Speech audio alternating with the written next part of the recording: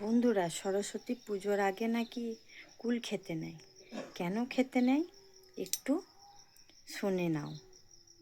কেন সরস্বতী পুজোর আগে কুল খেতে নেয়?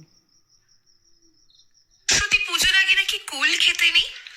আপনারাও কি আমার মতন ছোটবেলা থেকে কুল খেতেন না সরস্বতী পুজোর আগে?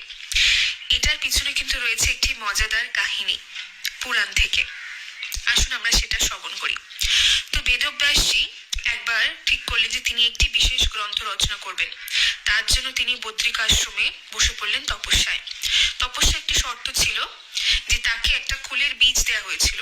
সেই কুলের বীজটা তিনি ভূমির মধ্যে রোপণ করেন এবং শর্ত অনুযায়ী কুলের বীজটা যখন অঙ্কুরিত হবে এবং সেখান থেকে একটি বৃক্ষ সৃষ্টি হবে, বৃক্ষে যখন ফুল ফল ধরবে এবং ফলটা যখন পাকবে, পেকে যখন তার মাথায় পড়বে, তখনই জানা যাবে যে দেবী সরস্বতী তার উপরে অতি প্রসন্ন এবং তার তপস্যা পূর্ণ।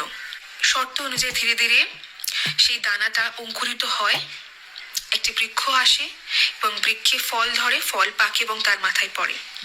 আর সেই দিনটা ছিল হচ্ছে বসন্ত পঞ্চমী, যে দিনে আমরা সরস্বতী পুজো পালন করে থাকি। তা ঠিক এই কারণে আমরা সরস্বতী পুজোর আগে কুল গ্রহণ করি না।